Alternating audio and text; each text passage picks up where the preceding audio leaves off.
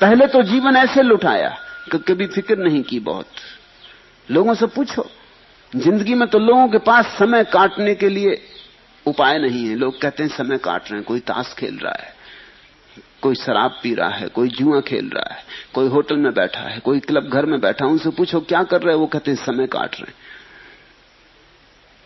जैसे समय जरूरत से ज्यादा है तो काट रहे हैं, उसे क्या करें।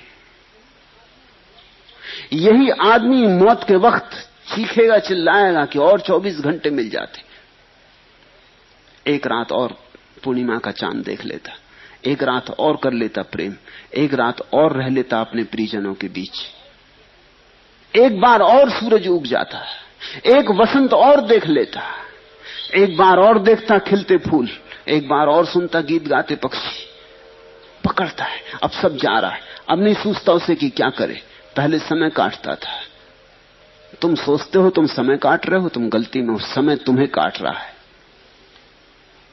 तुम समय को क्या काटोगे, तुम समय को कैसे काटोगे। आदमी के पास कोई आरा नहीं है जिससे समय काटा जा सके। समय इतना सूक्ष्म है, कोई आरा उसे नहीं काटता। समय का आरा तुम्हें काटता जाता है। जब तुम ताश खेलते हो, कहते हो समय काट रहे हैं, तो समय हंसता है। समय तुम्हें काट रहा है, समय तुम्हारी मौत को करीब ला रहा है। जिस दिन मौत द्वार पर खड़ी हो जाएगी, उस दिन मुश्किल में पड़ोगे। एक सूफी कथा है, एक लकड़हारा 70 साल का हो गया है। लकड़ियां ढोते ढोते जिंदगी बीत गई। कई बार सोचा कि मर क्यों ना जाऊं। कई बार परमात्मा से प्रार्थना की कि हे प्रभु, मेरी मौत क्यों नहीं भेज देता। सार क्या है इस जीवन में, रोज लकड़ी काटना, रोज लकड़ी बेचना, थक गया हूं। किसी तरह रोटी रोजी जुटा पाता हूं, फिर भी पूरा पेट नहीं भरता। एक जून मिल जाए तो बहुत। कभी कभी दोनों जून भी उपवास हो जाता है। कभी वर्षा ज्यादा दिन हो जाती, लकड़ी नहीं काटने जा पाता। फिर बूढ़ा भी हो गया हूं, कभी बीमार हो जाता। और लकड़ी काटने से मिलता कितना है। एक दिन लौटता था थका मांदा, खांसता खकारता अपने गट्ठर को लिए, और बीच में एकदम ऐसा उसे लगा कि अब बिल्कुल व्यर्थ है मेरा जीवन, ये मैं क्यों ढो रहा हूं।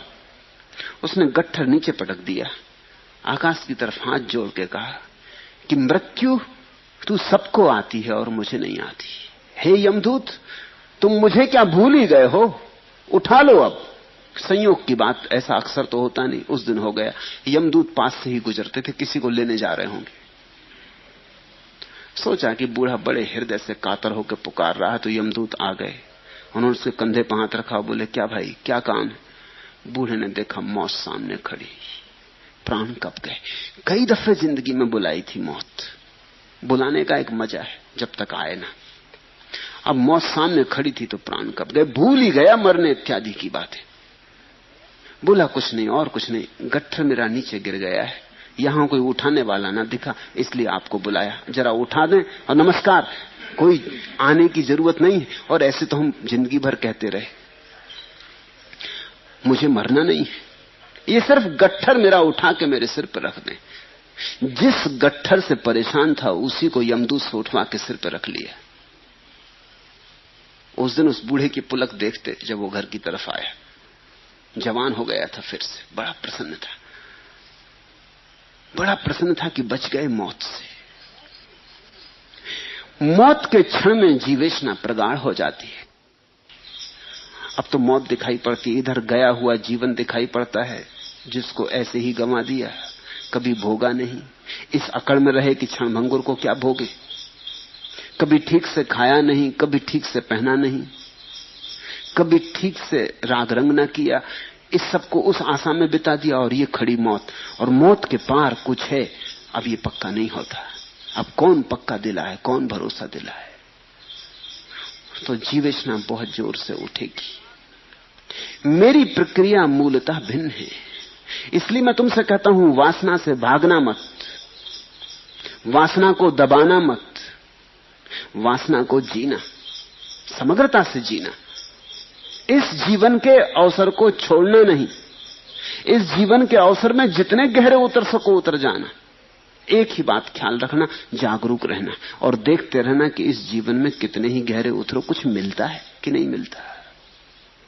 मैं तुमसे उपवास करने को नहीं कहता, मैं कहता हूं जितना स्वाद ले सको भोजन का लेना, लेकिन स्वाद ले ले के बार बार जाग के देखना मिला क्या। पानी पे बबूला उठा और मिट गया। जितनी काम वासना में उतरना हो उतर जाना, लेकिन हर बार काम वासना को ध्यान बना लेना, उतरते वक्त देखना कि मिल क्या रहा है। और मैं तुमसे ये नहीं कह रहा हूं कि तुम कहो कि कुछ नहीं मिल रहा है, ख्याल रखना, वो तुमने कहा तो गड़बड़ हो गई, तुमने दमन शुरू कर दिया। मैं तुमसे ये नहीं कह रहा हूं कि तुम दोहराना कि क्या रखा है यहां, कुछ भी नहीं मिल रहा है, मैं ये कह ही नहीं रहा। मैं ये कह रहा हूं तुम गौर से देखना, कुछ मिल रहा है, कौन जाने मिलता हो तो ठीक। और भय क्या है, लेकिन कभी कहीं किसी को कभी कुछ नहीं मिला, इसलिए अगर तुमने गौर से देखा तो तुम पा ही लोगे सब राख है। ये जो राख की अनुभूति है, ये सारे जीवन पर तुम्हारे राख का जो अनुभव होगा, यही तुम्हें कह देगा इस जीवन में कुछ भी नहीं। फिर मौत आएगी तो तुम डरोगे क्यों, भयभीत क्यों होगे? जिस जीवन में कुछ था ही नहीं, अगर वो जाने लगा तो पकड़ने की क्या बात है। हम पकड़ते इसीलिए हैं कि हम ठीक से देख नहीं पाए कि जीवन में क्या है। एक लड़का सिर्फ दही ही दही खाता था, सब समझा बुझाकर हार गए। साधु सन्यासियों के पास ले जाया गया, उसने एक न मानी। जितना समझाते उतना उसका दही में रस बढ़ता जाता, जो कि बिल्कुल स्वाभाविक है। करो निषेध, रस बढ़ता है। किसी को कह दो इस दरवाजे के भीतर झांक के मत देखना, फिर मुश्किल हो जाती, फिर झांक के देखना ही पड़ता। आखिर आदमी आदमी है, उत्सुकता जगती। जिस चीज को दिखाना हो लोगों को, उसको छिपाना, मगर इस ढंग से छिपाना कि लोगों को पता चल जाए कि तुम छिपा रहे हो, बस फिर लोग आ जाएंगे। तुमने देखा ना, जिस फिल्म में सब बच्चों को बुलाना हो उस पर लिख दो केवल वयस्कों के लिए, सब चले। छोटी उम्र के लड़के 2 आने की मूछ लगा के पहुंच जाएंगे। अगर वयस्कों के लिए है तो जाना जरूरी है, जरूर कुछ मामला है। निषेध तो वही होता है जहां कुछ हो रहा हो। विज्ञापनदाता लिख देते हैं पढ़ना मना है विज्ञापन के ऊपर, कृपा करके इसको मत पढ़िए। फिर आप बिना पढ़े आगे नहीं निकल सकते। कैसे निकलेंगे? जितना समझाया साधु सन्यासियों ने, गुरुओं ने कि दही बहुत बुरा है, उन्होंने बड़ी बड़ी आयुर्वेद से उल्लेख किए कि दही के क्या क्या नुकसान है, उतना ही उसका रस दही में बढ़ता गया। आखिर एक बूढ़े आदमी के पास उसे ले जाया गया। रहा होगा बूढ़ा कुछ मेरे जैसा। उसने क्या कहा? उसने कहा बेटा दही खाना कभी मत छोड़ना, इसमें बड़े गुण हैं, ये तो लाख दवाओं की दवा है दही। वो बेटा भी चौंका कि इतने दिन हो गए कभी किसी ने ये नहीं कहा। जिसके पास गए वही दही के खिलाफ था। ये बूढ़ा होश में है। मानता तो वो भी था कि खराब है, क्योंकि तकलीफ तो वो भी भोगता था दही के कारण। सर्दी जुकाम पकड़े रहता, बुखार आ जाता। अभी जवान था लेकिन फीका होने लगा था, दही मारे डाल रहा था। मगर जितना लोग समझाते थे उतनी जिद पकड़ती जाती थी, तो अहंकार भी अकड़ता जाता था। इस बूढ़े की बात उसने भी जरा चौंक के सुनी। उसने कहा क्या कह रहे महाराज, दही में बड़े गुण। उसने करे लाख दवाओं की दवा है दही, रामबाण समझो इसे। तुम कभी भूलनी मत, चूकनी मत, दुनिया कुछ भी कहे तुम डटे रहना। उसने कहा तो जरा बताइए क्या गुण है, क्योंकि उसने दुर्गुण तो बहुत सुने थे, उसे एक आदमी नहीं मिला था कभी जिसने कोई गुण बताए हों। उस बूढ़े ने कहा कौन से गुण? गुण ही गुण है। जैसे समझो पहला, एक की दही खाने वाले की कभी चोरी नहीं होती। वो युवक भी चकित हुआ कि ये भी खूब गुण, दही खाने वाले की चोरी नहीं होती। 2 की दही खाने वाले की कभी पानी में डूबकर मृत्यु नहीं होती। उसने देखा कि बूढ़ा पागल तो नहीं है, दही से पानी में डूबने का क्या संबंध। और 3 के दही खाने वालों को कभी कुत्ता नहीं काटता।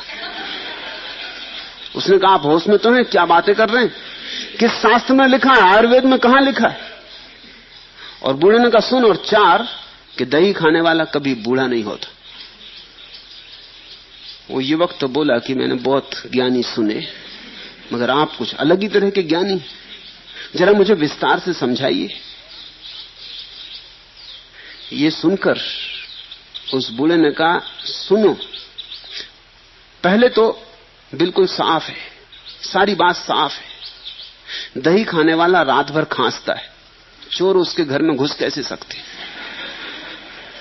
इसलिए दही खाने वाले की कभी चोरी नहीं होती। दही खाने वाला सर्दी से इतना पीड़ित रहता है कि पानी के पास जाने से डरता है। नदी में डूब कर मरेगा कैसे? और दही खाने वाला इतना कमजोर हो जाता है कि लाठी टेक टेक के चलता, कुत्ता उसको काटेगा कैसे?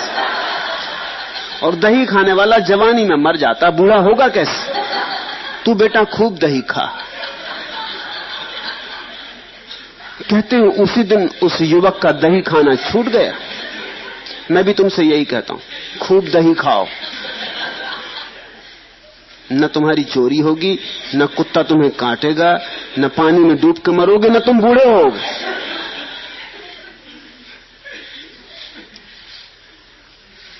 वासना से छूटने का एक ही उपाय है कि वासना की पीड़ाओं को ठीक से जान लो, और वासनाओं की पीड़ाओं को जानने का एक ही मार्ग है कि तुम वासना में बोधपूर्वक उतरो।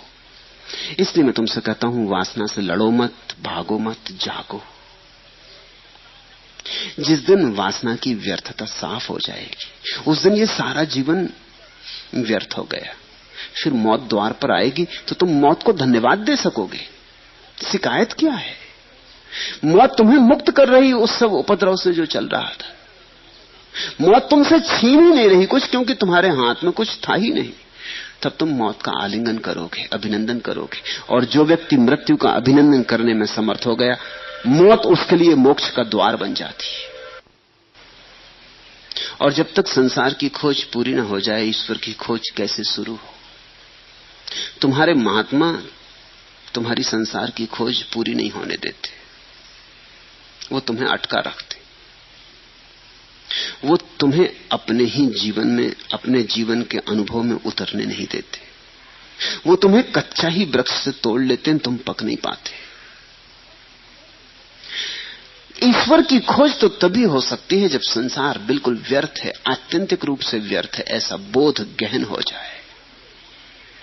जब तुम जान लो कि संसार में कुछ भी नहीं है, तभी तो तुम किसी और संसार की खोज पर निकलोगे। जब तक तुम्हारा मन यहां अटका है, जब तक तुम्हें लगता है शायद कुछ हो ही, अभी मैंने पूरा खोजा कहां, अभी मैंने पूरा देखा कहां, अभी बहुत काने कोने अभी अनखोजे रह गए हैं, अभी बहुत सी गलियां अपरिचित रह गई हैं।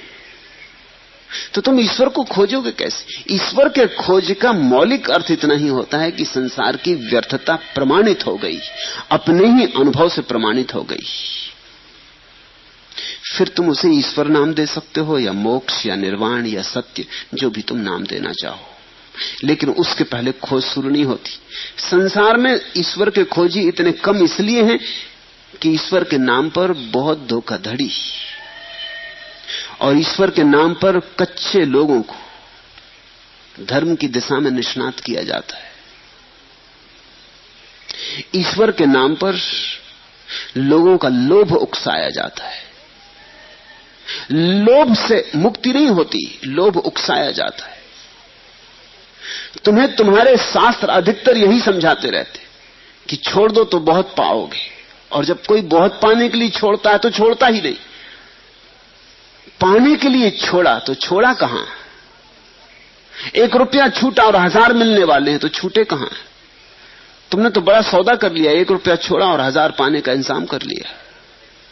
तो तुम्हारे लगाव तो वही के वही है, तुम बदलते तो रत्ती भर नहीं। तुम्हारा ईश्वर भी तुम्हारे साथ झूठा हो जाता, तुम झूठे हो, तुम्हारा ईश्वर झूठा हो जाता। तुम अभी सच्चे नहीं।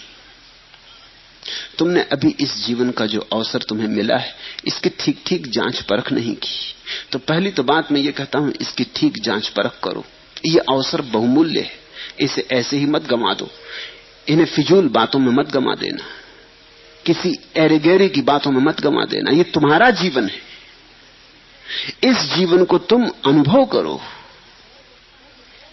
तुम्हें अगर क्रोध उठता है तो क्रोध का अनुभव करो, ताकि क्रोध की पीड़ा साफ हो जाए, इतनी साफ हो जाए कि उसी स्पष्टता के कारण क्रोध करना मुश्किल हो जाए। तुम्हें काम है तो काम में उतर जाओ, मगर इतने गहरे उतर जाओ कि तुम्हें काम में कुछ भी सार नहीं है, ऐसा सूत्र उपलब्ध हो जाए जीवंत अनुभव से। तुम्हें धन की दौड़ है, कोई हर्जा नहीं, दौड़ लो, जल्दी कुछ भी नहीं है। अगर तुम बिना धन की दौड़ में गए और महात्मा हो गए तो तुम महात्मा होके भी धन की दौड़ ही जारी रखोगे, कुछ फर्क ना पड़ेगा। अगर तुम्हें राजनीति में रस है तो लड़ ही लो चुनाव, उतर जाओ उसी उपद्रव में, हो ही लो पागल। अगर तुम बीच में ही लौट आए, गए नहीं, कह रहे उसमें क्या रखा है, बुद्धिमानों की बात मान ली, उधार बात मान ली कि बुद्धिमान कहते हैं राजनीति में क्या रखा है, और तुम गए नहीं, तुम महात्मा हो जाओगे, लेकिन तुम्हारी जिंदगी राजनीतिक की ही जिंदगी होगी। तुम बैठ जाओगे आसन लगा के, लेकिन तुम्हारे भीतर राजनीतिक मौजूद रहेगा। जीवन में रूपांतरण अनुभव से आते हैं, भीतर की बदलाहट से आते हैं, बाहर की बदलाहट से नहीं। धर्म के नाम पर लोगों ने बाहर खूब बदलाहटें कर ली। मैंने सुना है, एक रूसी कथा है, एक कौआ बड़ी तेजी से उड़ता जा रहा था। एक बुलबुल ने उसे देखा और पूछा, चाचा कहां जा रहे हो? पूरब को जा रहा हूं, यहां मेरा रहना दूभर हो गया है, कौए ने कहा। कोयल ने पूछा क्यों? कौए ने कहा, यहां मेरे गान पर सभी को ऐतराज है। मैं गाता नहीं, मैंने शुरू गाना नहीं किया कि लोग ऐतराज करने लगते, अरे बंद करो, बकवास बंद करो, कांव बंद करो। यहां गाने की स्वतंत्रता नहीं और सबको मेरे गाने पर ऐतराज है। कोयल ने पूछा, लेकिन जाने मात्र से तो तुम्हारी समस्या हल नहीं होगी, पूरब जाने से क्या होगा? कौए ने कहा, क्यों? कौए ने आश्चर्य पूछा, इसलिए कि जब तक तुम अपनी आवाज नहीं बदलते, पूरब वाले भी तुम्हारे गाने पे ऐतराज उठाएंगे। पूरब वाले भी तुम्हारे गाने को इसी तरह नापसंद करेंगे, कुछ फर्क ना पड़ेगा। तुम्हारी आवाज, तुम्हारा कंठ बदलना चाहिए। परिस्थिति बदलने से कुछ नहीं होता, मनस्थिति बदलनी चाहिए। एक आदमी ग्रस्त था, गृहस्थी से अभी मुक्त तो मन न हुआ था, लेकिन संन्यास्त हो गया। अब वो संन्यास्त होके नई गृहस्थी बसाएगा। एक आदमी के बेटे बेटी थे, उनसे छूट गया, तो शिष्य शिष्याओं से उतना ही मोह लगा लेगा, कोई फर्क ना पड़ेगा। कोयल ने ठीक कहा कि चाचा पूरब जाने से कुछ भी ना होगा, लोग वहां भी तुम्हारी कांव पर इतना ही ऐतराज उठाएंगे। ईश्वर के खोजी संसार में इसलिए कम है कि ईश्वर के झूठे खोजी बहुत ज्यादा हैं,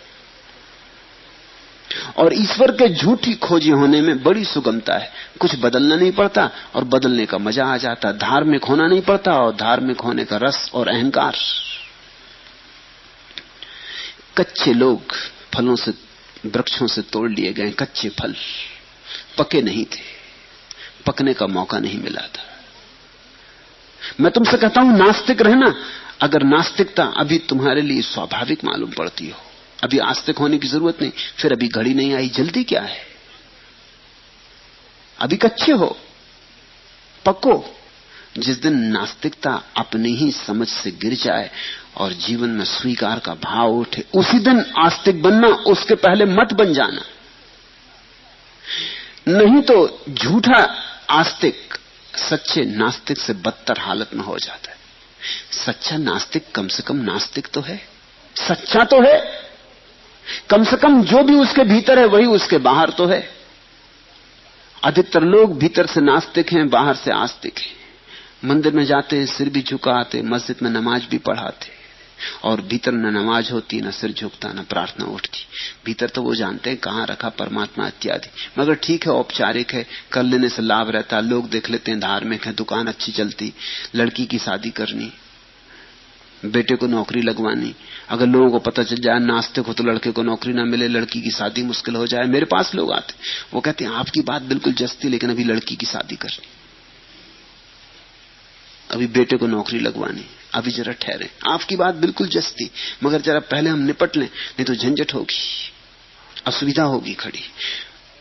आप जो कहते हैं ठीक हमें मालूम पड़ता है, और जो हम मानते हैं वो गलत मालूम पड़ने लगा है, लेकिन अभी हम छोड़ेंगे नहीं, अभी औपचारिकता निभा लेंगे। ऐसे लोग औपचारिक रूप से धार्मिक है, दिखावे के लिए धार्मिक है। ये एक तरह की सामाजिकता है, इसका कोई धर्म से संबंध नहीं। फिर ईश्वर की खोज पर कठिनाइयां हैं, सुगम नहीं है बात, पहाड़ की चढ़ाई है, घाटियों में उतरने जैसा नहीं। जैसे एक पत्थर को लुढ़का दो चोटी पर से तो फिर कुछ और नहीं करना पड़ता, एक दफा लुढ़का दिया तो खुद ही लुढ़कता हुआ घाटी तक पहुंच जाता है। लेकिन पत्थर को पहाड़ पर चढ़ाना हो तो लुढ़काने से काम नहीं चलता, खींचना पड़ता है, थक जाओगे, पसीने पसीने हो जाओगे। जटिल है, दुरूह है, दुर्गम है, खतरनाक है, और जैसे जैसे ऊंचाई बढ़ेगी वैसे वैसे मुश्किल होता जाएगा, उतना ही बोझ कठिन होता जाएगा। आखिरी ऊंचाई पर पहुंचने वाले को बड़ा दुस्साहस चाहिए। ईश्वर की खोज कायरों का काम नहीं, और अक्सर कायर ईश्वरवादी, इसलिए ईश्वर की खोज नहीं हो पा रही। ईश्वर की खोज दुस्साहसी का काम है। ख्याल रखना, साहसी भी नहीं कह रहा हूं, दुस्साहसी, क्योंकि बहुत कुछ गंवाना पड़ेगा, पाने के लिए गंवाना पड़ता है, बहुत कुछ दांव पे लगाना पड़ेगा। यह सुविधा और सरलता से नहीं हो जाएगा। पूरा जीवन जुआड़ी की तरह लगाने की जिनकी हिम्मत होती है वे ही। और अड़चन यह है कि मार्ग कठिन और मंजिल का पक्का नहीं कि कहां होगी, होगी कि नहीं होगी, पूरब होगी कि पश्चिम होगी, पता नहीं कौन ठीक कहता, बुद्ध ठीक कहते कि महावीर ठीक कहते कि कृष्ण की क्राइस्ट। हजार विकल्प हैं और मंजिल बहुत दूर है, कुहासे में छिपी है, और रास्ता बड़ा दुर्गम है, 4 कदम तक दिखाई पड़ता है, फिर रास्ता अंधेरे में दबा है। इसलिए जो लोग जीवन की व्यर्थता को पूरी तरह समझ गए हैं और जो जानते हैं कि चाहे ईश्वर ना भी हो तो भी खोजने योग्य है, क्योंकि यहां जीवन में तो बैठे रहने से कुछ भी सार नहीं, यहां जीवन तो व्यर्थ हो ही गया। अब उठ पड़ो, चल पड़ो, अब दांव पे लगाया जा सकता है। खोने को कुछ भी नहीं है, अगर मिला तो ठीक, नहीं मिला तो कुछ भी नहीं खोया। खोने को कुछ था ही नहीं, जीवन को तो देख लिया था, सब पन्ने पढ़ के देख लिए थे। फिर सत्य की खोज पे बड़ी कसौटियां आती। मैं एक छोटी सी घटना पढ़ रहा था। ईसाई संत हुई, अपूर्व महिला हुई, तेरेसा। दुनिया में थोड़ी सी महिलाओं ने ऐसी ऊंचाई पाई है, किसी मीरा ने, सहजों ने, दया ने, लल्ला ने, बहुत थोड़ी सी महिलाओं ने। तेरेसा उनमें से एक है। तेरेसा एक बार एक नाले को पार कर रही थी, चूक से उसका पैर फिसल गया और वो बाढ़ आए नाले में डूबते डूबते बची। पैर में चोट भी खा गई, मोच भी आ गई, चमड़ी भी छिल गई पत्थर पर गिर के, संभवतः हड्डी भी टूट गई हो। वह बूढ़ी भी हो गई थी। किसी प्रकार किनारे लगी और उसने सिर उठा के ईश्वर से कहा, आकाश की तरफ देखकर कहा, हे प्रभु, मुझसे व्यवहार करने का ये कैसा तुम्हारा ढंग? Is this the way you treat me? ये कोई बात हुई? एक बूढ़ी औरत को ऐसे गिरा देना बीच नाले में। सब छोड़ दिया था परमात्मा पर, तो जिन्होंने सब छोड़ा है वही इसी तरह की दिल खोल के बात भी कर सकते कि ये कोई बात हुई, ये कोई ढंग हुआ तुम्हारा, ये कोई व्यवहार है।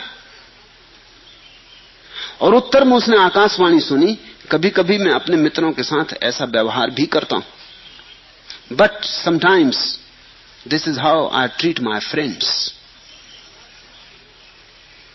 ईश्वर की आवाज गूंजी कि हां, ऐसा ऐसा कभी कभी मैं व्यवहार अपने मित्रों के साथ करता हूं, शत्रुओं के साथ तो ईश्वर बड़ा दयालु, क्षमा करने को तैयार, मित्रों के साथ बहुत कठिन। कारण मित्रों को कसता है, मित्रों के लिए परीक्षा। शत्रुओं को क्या कसना, वे तो वैसे ही भटके हैं, उन पर दया करता है। मित्रों को कसता है, पहुंचने के करीब करीब हो रहे, घर करीब आ रहा, कसावट बढ़ती जाती, उनकी परीक्षा लेता, परीक्षण करता है। सो ईश्वर की आवाज ने कहा, but sometimes this is how I treat my friends. अपने मित्रों के साथ ऐसा व्यवहार कभी कभी मैं करता हूं। तैरासा ने कहा, तब सुन लो, तब कोई आश्चर्य नहीं कि तुम्हारे मित्र इतने थोड़े क्यों हैं। Then no wonder you have so few of them. तुम पूछते हो ईश्वर के इतने खोजी कम है, क्यों है? इसीलिए ईश्वर खूब परीक्षा करता है। मगर तेरे सा जैसी हिम्मत की औरत ही ऐसी बात कह सकती, तो सुन लो, उसने कहा। फिर इसलिए बैठे रहते अकेले, संग साथी भी नहीं मिलते, क्योंकि जो मिलते उनको तुम सताते उल्टा। अब ये बूढ़ी औरत को ऐसे फिसला देना, ऐसे गिरा देना, हड्डी तोड़ देना, ये भी कोई बात हुई? आदमी थोड़ा शिष्टाचार का भी ख्याल रखता है, इसका भी तुम्हें ख्याल नहीं। मगर ये बड़े प्रेम में बातें कही गई। बात महत्वपूर्ण है। महत्वपूर्ण यह है कि तेरेसा ने कहा, इसलिए तुम्हारे मित्र इतने कम हैं। अब मैं जान गई कि तुम्हारे मित्रों की संख्या कम क्यों है। कसौटी है।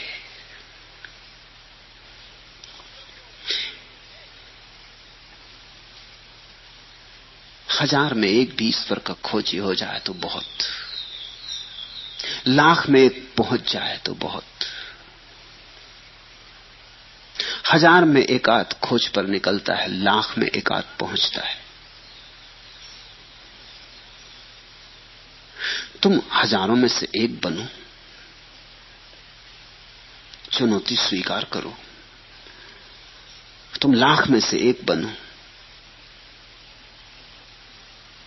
क्योंकि उसी अद्वितीय अनुभव से जीवन तृप्त होता है, संतुष्ट होता है।